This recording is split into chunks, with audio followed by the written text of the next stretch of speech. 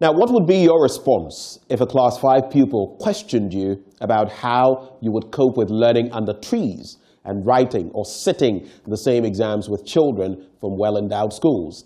Well, this was the question 12-year-old Napare Suleiman asked our Northern Regional correspondent when she interviewed him on the state of his school. In this report, Martina Bugri tells the story of how the Wantugu Tunteya Primary is housed under 2 trees in the community. You know, those who sit in class and we those who sit under trees cannot be the same. When the sun comes up, we run home and they sit in their classrooms to learn. So when we meet to write exams, they will pass better than us. This is Napare Sulemana, a primary 5 pupil of the Wantugu Tunteya Primary School. He is one of the 193 children from the school who have big dreams of becoming nurses, teachers, among other professions.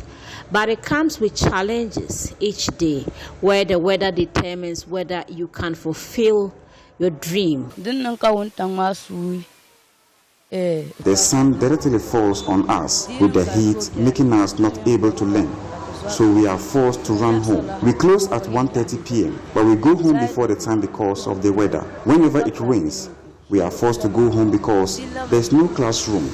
And if we return after the rain, the place will be wet and we can't sit down. Meanwhile, our colleagues in other schools with structures are learning. School infrastructure plays a critical role in determining the quality of learning.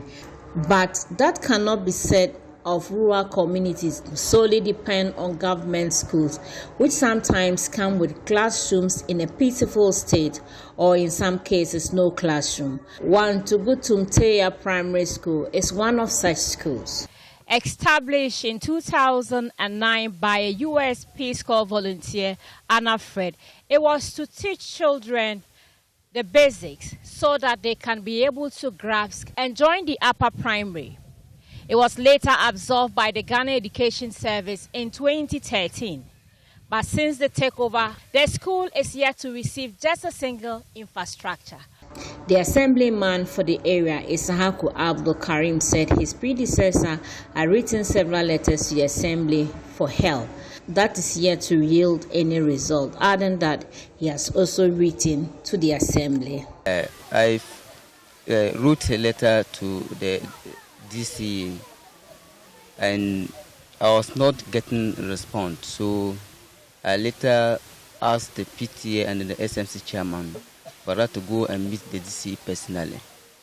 So when we went and met him, the DC admitted us and he directed me to rewrite another letter. The district chief executive for Tolong, Hussein Isalifu Isifumosi, has assured that the school will receive the attention it deserves when the assembly's budget is approved. I made sure that that school was being captured in that composite budget, so that when the budget is approved for us, we will be in a position to put up better classroom accommodation for them.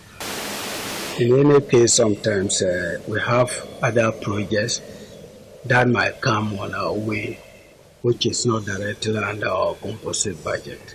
So I have it in mind that if we have any early project outside the composite budget, I will make sure that we go to the place and put a befitting classroom for them. These children are supposed to have the basics and go up to the upper primary to write the final examination with their colleagues in well-endowed schools. The question they've been posing is how will they be able to cope when they get there? For JoyNews, Martina Bugri reporting.